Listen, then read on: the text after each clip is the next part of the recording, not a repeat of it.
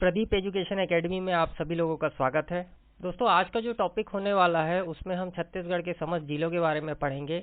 जिलों से रिलेटेड मैं बहुत पहले भी वीडियो बना चुका था, आज से 2 साल पहले, लेकिन किन्हीं कारणवश मैं इस चैनल्स को आगे कंटिन्यू नहीं कर पाया। लेकिन अब प्रदीप एजुकेशन एकेडमी के नाम पे ये चैनल ग्रो होगा। इस चैनल का एक ही मकसद है कि जितना भी एजुकेशन से रिलेटेड वीडियोस है वो इस वीडियो के माध्यम से लेकर के आना। सीजीपीएससी पब्लिक सर्विस कमीशन जो कि छत्तीसगढ़ राज्य सरकार के द्वारा कंडक्ट किया जाता है, उस बेसिस पे मैं छत्तीसगढ़ के समस्त पोर्शन को कवर करने की कोशिश करूंगा और उम्मीद करूंगा कि इन वीडियो से आपको कुछ न कुछ नॉलेज मिले।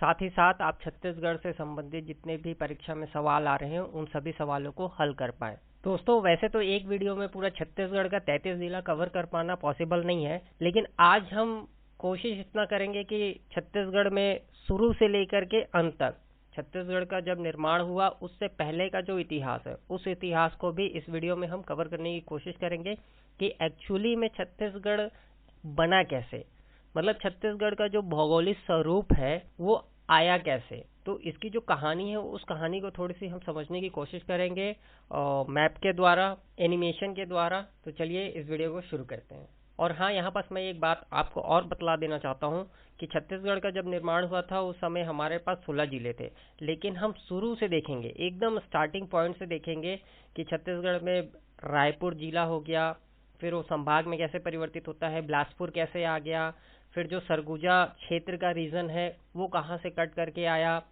फिर आपका बस्तर का रीजन कहाँ से आया। तो इसकी जो पुरानी हिस्ट्री है उस हिस्ट्री में हम जाएंगे और इसके बारे में फुल डिटेल रिसर्च करके इसके ऊपर हम बात करेंगे, इसके ऊपर हम स्टडी करने की कोशिश करेंगे।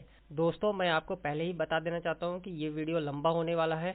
अगर आप सच में डेडिकेटेड है सीजीपीएससी के लिए और इस मैप को समझने के लिए, कोई भी अदर एग्जाम, सीजीपीएससी की बात नहीं करूंगा, स्टेट में जितने भी एग्जाम्स हो रहे हैं, चाहे वो सीजी व्यापम कंडक्ट करता हो, चाहे सीजीपीएससी कंडक्ट करता हो, या स्टेट लेवल पे जैसे पटवारी के एग्जाम्स हो गए और अदर एग्जाम्स, जितने भी एग्जाम्स हैं, उन एग्जाम को अगर आपको क्वालिफाई करना है तो आपको छत्तीसगढ़ का ये पोर्शन तो कम से कम कंप्लीट करना ही पड़ेगा।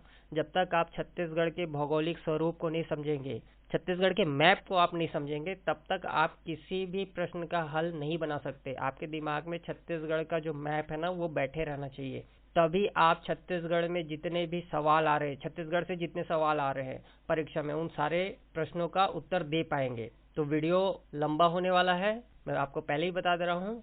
आप कंटिन्यू अगर इस वीडियो को देखेंगे तो आपको सारी चीज़ें क्लियर होते जाएगी, समझ में भी आने लगेगा। तो चलिए इस वीडियो को शुरू करते हैं। तो दोस्तों, सबसे पहले आप ये 1808 ईस्वी का मैप देखिए और साथ ही साथ 1909 ईस्वी का मैप देखिए। दोस्तों, हमने इतिहास के चैप्टर में ये पढ़ा है कि जो छत्तीसगढ़ है वो सेंट्रल प्रोविजन एंड बरार का हिस्सा रह चुका है। तो हम इसमें यही देखेंगे कि सेंट्रल प्रोविजन का जो छत्तीसगढ़ हिस्सा था, सेंट्रल प्रोविजन और बरार का हिस्सा जो था वो किस प्रकार से अलग होता है और इस पे छत्तीसगढ़ पे कैसे जो मराठा शासन रूल कर रही है।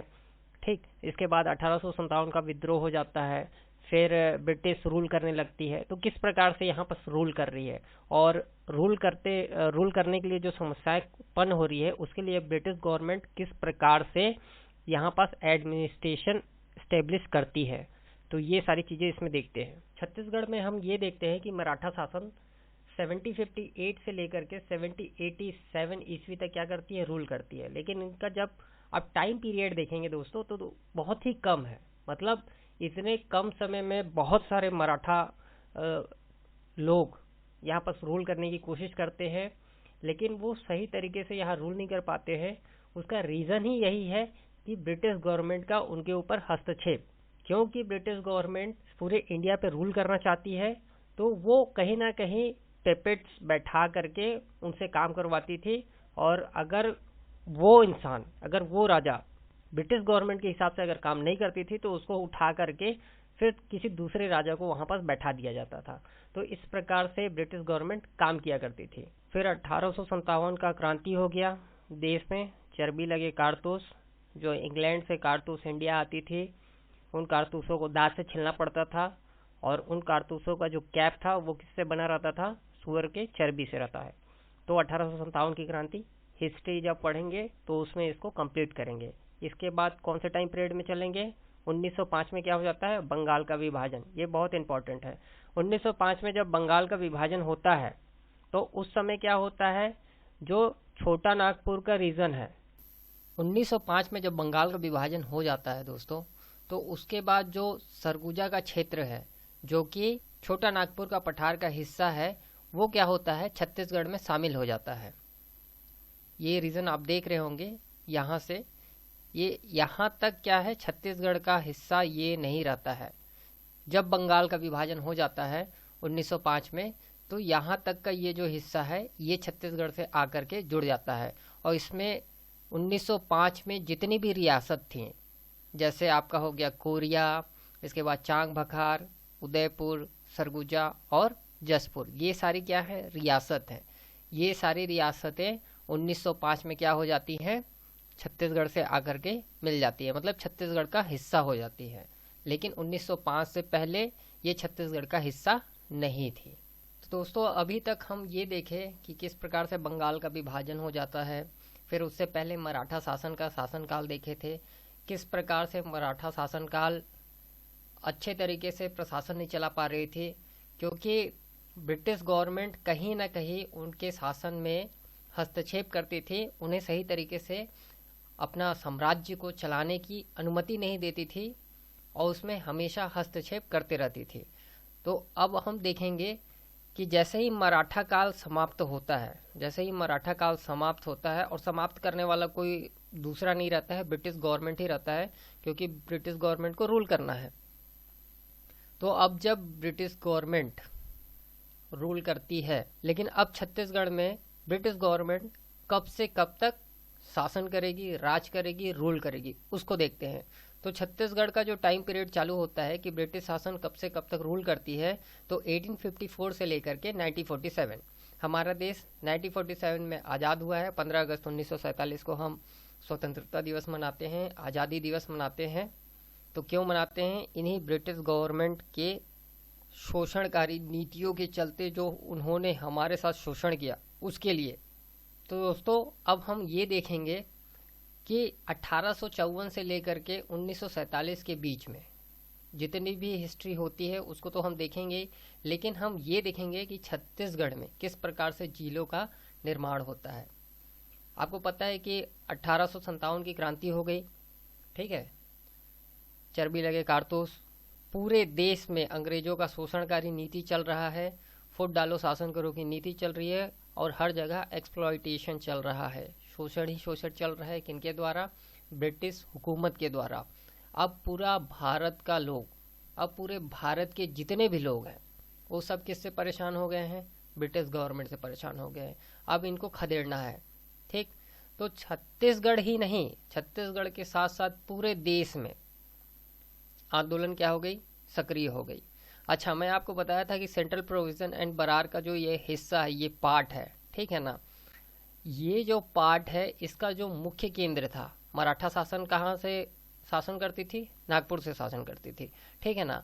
जब यहाँ पास मराठा शासन को गिरा करके, ठीक, वहाँ पास ब्रिटिश हुकूमत आई और वहाँ से जब रूल करने लगी, तो ब्रिटिश हुकूमत देखी कि इस रीजन में, जो छत्तीसगढ़ का रीजन है, जो मध्य रीजन है, रायपुर है, बिलासपुर है, ठीक है ना। तो यहाँ पास जो ब्रिटिश हुकूमत है वो यहाँ देख रही है कि बिलासपुर के रीजन में और रायपुर के रीजन में और संबलपुर के रीजन में, यार यहाँ तो बहुत ज़्यादा ही आंदोलन सक्रिय रूप से चल रहा है, लोगों के द्वारा बहुत ही उग्र आंदोलन और बहुत ही ज़्यादा प्रदर्शन किया जा रहा है, तो इसको कैसे रोका जाए। प्रॉब्लम क्या है कि इनका जो मुख्यालय है वो नागपुर में है, और इतना दूर से यहाँ तक कंट्रोल करना पाना इतना आसान नहीं है, क्योंकि उस समय, उस ज़माने में एरोप्लेन भी नहीं था उस टाइप से कि यहाँ से यहाँ तक हम पहुँच सके। रोड सुविधा इतनी अच्छी नहीं थी कि वहाँ तक जल्दी पहुँचा जा सके। ना उस समय फेसबुक था, ना ट्विटर था, ना यूट्यूब था कि अपनी बात एक जगह से दूसरी जगह 2 मिनट में पहुँचा दी जाए। उस समय पत्र लेखन का काम बहुत ज़्यादा किया जाता था, कोई भी मैसेज पहुँचाने के लिए लेटर्स लिखे जाते थे।